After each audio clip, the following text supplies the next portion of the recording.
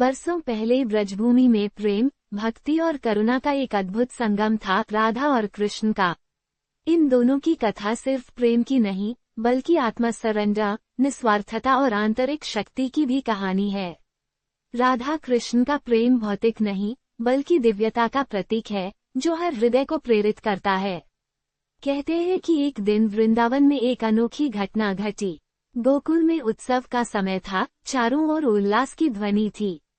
राधा और कृष्ण दोनों अपने अपने कार्यों में व्यस्त थे, पर उनके मन में हमेशा एक दूसरे के प्रति स्नेह और समझ की धारा बहती रहती थी। उस दिन कृष्ण के पास गांव की कुछ स्त्रियां आईं और बोली, कन्हैया, आजकल ब्रज में कई लोग कठिनाइयों से गुजर रहे हैं। पशुओं को चारा नहीं मिल पा रहा, बच्चों के लिए दूध कम पड़ रहा है। आप तो सबके पालनहार हैं, कुछ कीजिए। कृष्ण मुस्कुराए, उनके चेहरे पर करुणा और भीतर समाधान का संकल्प था। वे तुरंत राधा की ओर देखने लगे, क्योंकि उन्हें पता था कि राधा की शक्ति और उनकी भक्ति से कोई भी कार्य सहज पूरा हो सकता है। कृष्ण राधा से बोले, राधे, यदि तुम मेरे साथ हो, तो कोई भी कार्य कठिन नहीं। चलो, ब्रजवासियों की समस्या का समाधान ढूंढते हैं।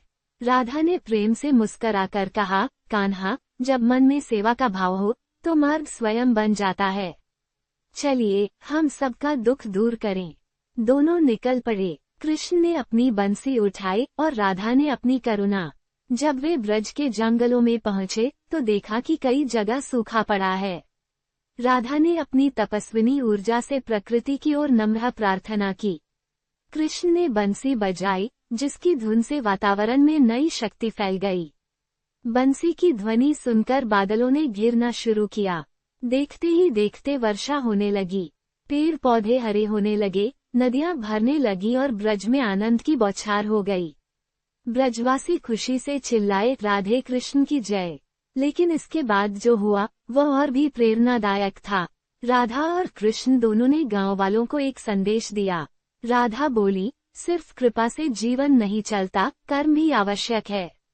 प्रकृति हमारी है, हमें उसकी रक्षा करनी चाहिए। वृक्ष लगाए, जल बचाए और पशुओं की सेवा कीजिए।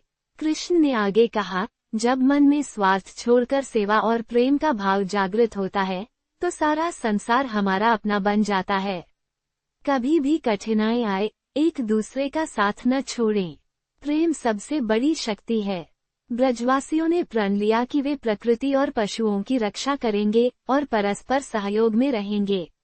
उन्होंने मिलकर तालाब बनाए, चारा उगाने के खेत तैयार किए और बच्चों को सेवा भाव का महत्व सिखाया।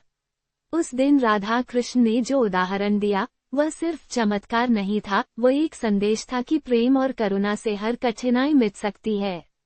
आज भी जब लोग राधा कृष्ण का नाम लेते हैं, तो सिर्फ प्रेम नहीं, बल्कि निस्वार्थता, सेवा और धैर्य की ऊर्जा पाते हैं। उनकी कहानी सिखाती है कि जीवन में चाहे जितनी कठिनाइयां आएं, यदि मन में प्रेम, भरोसा और सही कर्म हो, तो हर अंधकार दूर हो सकता है। बरसों